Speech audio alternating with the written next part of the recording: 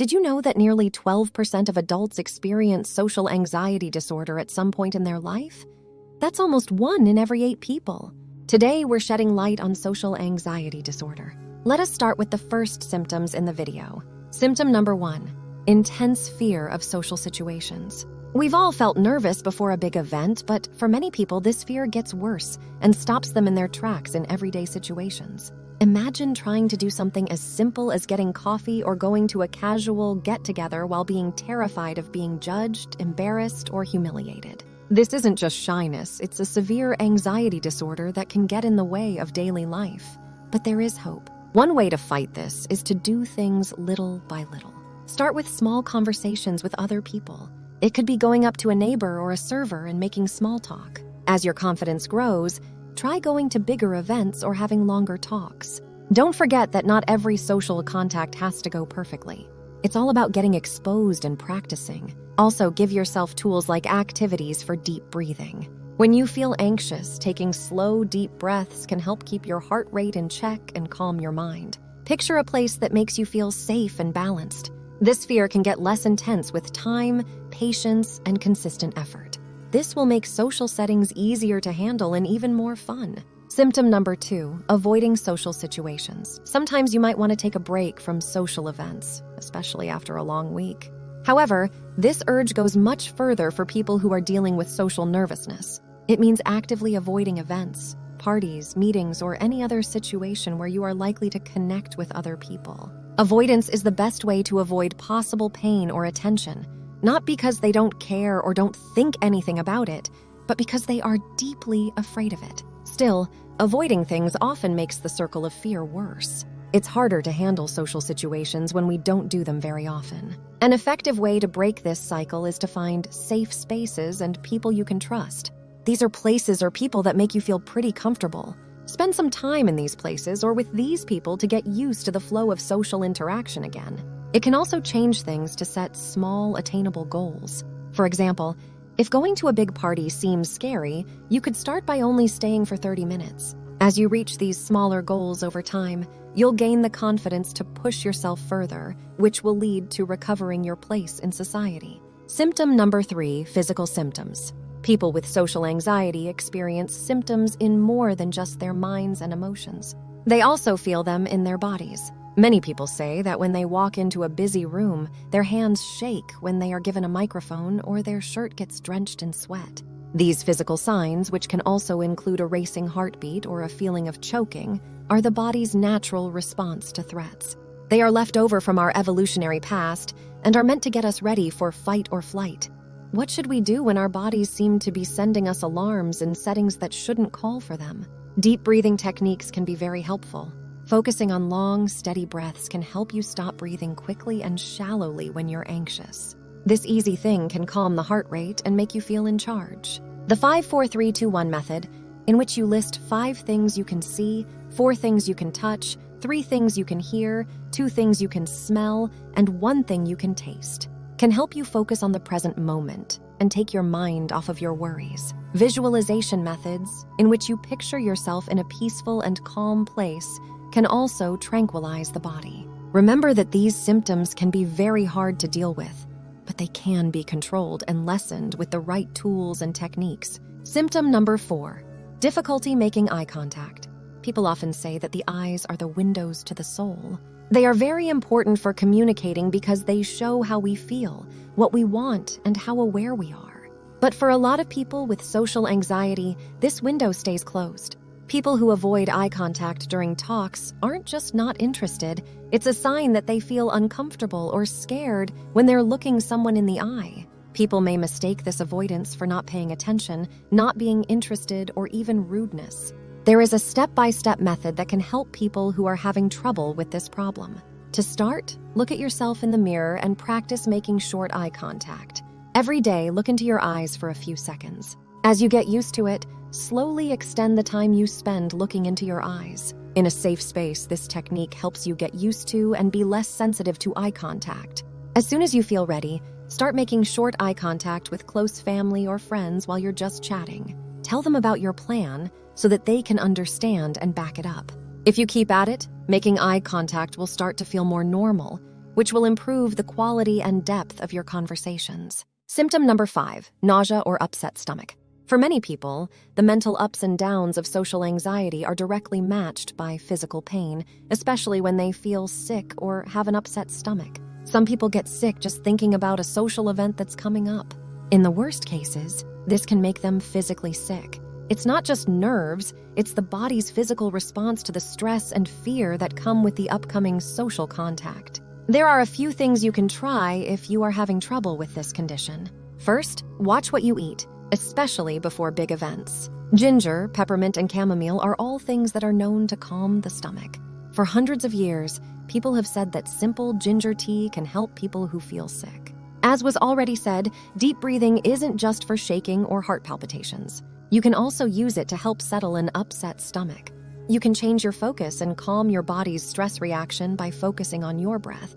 Remember that this sign is your body's way of telling you it's in pain, even if it's uncomfortable. You can get along better with other people if you deal with things with care and understanding. Symptom number 6, having trouble talking or choking on words. One of the most important ways we can express ourselves, share our thoughts, and connect with others is through our voice. But what happens when this very tool breaks down because of stress? For many people with social anxiety, putting their thoughts into words is a huge challenge. The mind goes blank, making it feel like it's almost impossible to speak. Words get stuck in the throat, words are left unfinished, and sometimes the mind goes blank. It's not that they don't know anything or have nothing to say. It's their anxiety that keeps them from expressing their ideas freely. If this hits home for you, know that this obstacle can be overcome with work and time. Talk out loud when you're by yourself to start. You could read a book out loud, talk about what you do every day, or just write down your thoughts as they come to you. By practicing this, you get your vocal cords used to speaking, which makes speaking less of a surprise. Being in an organized, helpful setting can give you the push and feedback you need to get better. Also, seeing other people face and get over their speech fears can be very inspiring.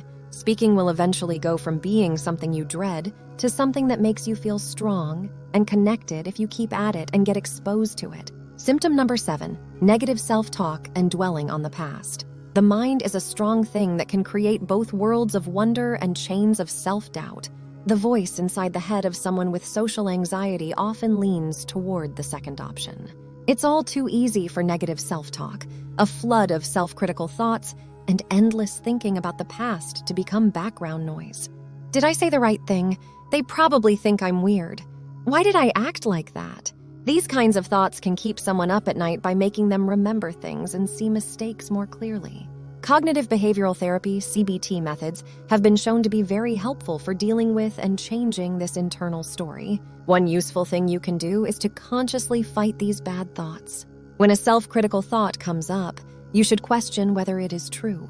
Is there solid evidence to back it up? You'll often find that these beliefs aren't based on truth but are instead skewed versions of it.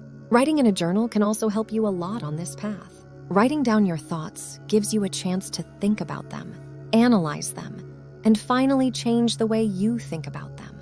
It gives you a way to see your progress and keep those annoying thoughts at bay. Stopping negative self-talk and ruminating doesn't mean turning off your inner critic all at once. Instead, you need to slowly change it into your inner booster. Symptom number 8, low self-esteem and fear of criticism. Self-worth is the basis on which all of our relationships, interactions, and goals are built. People with social anxiety, on the other hand, often feel this base is weak because they have low self-esteem. People may always be ready for criticism, even when it's not likely to happen because they have a deep-seated belief that they're not good enough or missing in some way. Every look, touch, or word from other people could be seen as disapproval, which would make you question your own abilities even more. There are many things that need to be done to break out of this loop. Start by saying good things to yourself. Though it may sound trite, telling yourself over and over that you are valuable, strong, and capable can slowly weaken the grip of negative beliefs. Say things like, "I am enough," "My voice matters," or "I deserve respect" out loud, or write them down. It's also important to surround yourself with upbeat and helpful people. Their sincere support, thanks, and approval can serve as a mirror, showing you a more accurate picture of who you really are. Also, if having low self-esteem makes you feel too heavy, you might want to think about going to therapy. With the help of a professional, you can rebuild and strengthen your sense of self-worth with custom strategies, insights, and tools. Remember that everyone has value and worth on their own, and the process of realizing this can be life-changing and freeing. Symptom number 9, difficulty initiating and maintaining conversations. Talking to each other is what makes human connections possible. For people with social anxiety, though, these threads can feel more like mazes. Starting a chat seems impossible, and keeping it going after it starts seems even more impossible. This isn't because they aren't interested or knowledgeable, it's because they are anxious, which makes it hard to think clearly or act on the spot. To deal with this problem, getting ready can be very important. Before you go to a party or social event, think of a few themes or questions that you can use to start a conversation. It could be as easy as asking someone what they have planned for the weekend, talking about a new movie, or making a note on something you both went through. With these tips ready, you can feel less pressured to start a chat right away.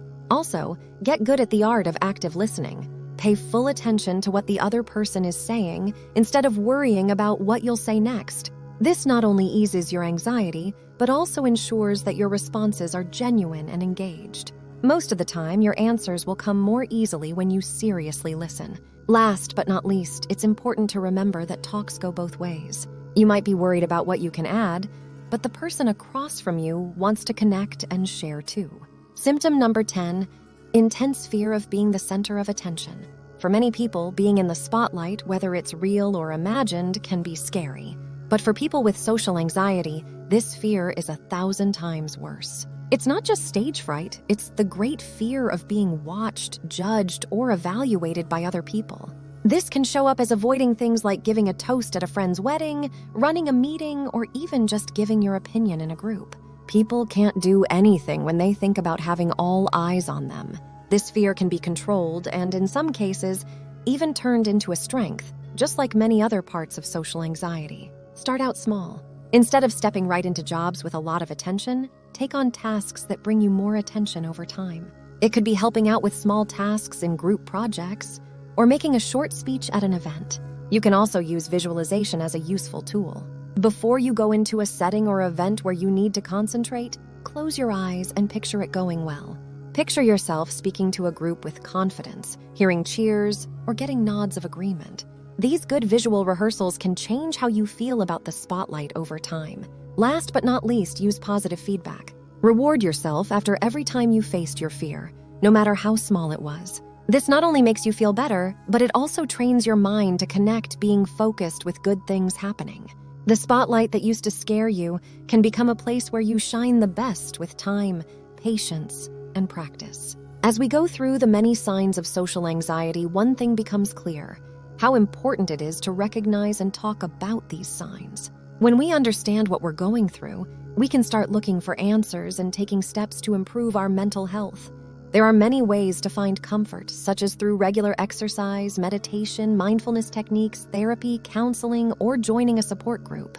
It's important to keep in mind that getting over social nervousness takes time. No matter how small it seems, every step you take is a step toward growth and health. You're not the only one going through this, and it's not a sign of weakness to ask for help when you need it. If you've experienced any of these signs or have ideas for how to deal with them, please leave a comment below. Someone else in the same situation might find comfort or direction in what you've been through. Thanks for listening. If you thought this was helpful, please share it and don't forget to subscribe for more helpful videos.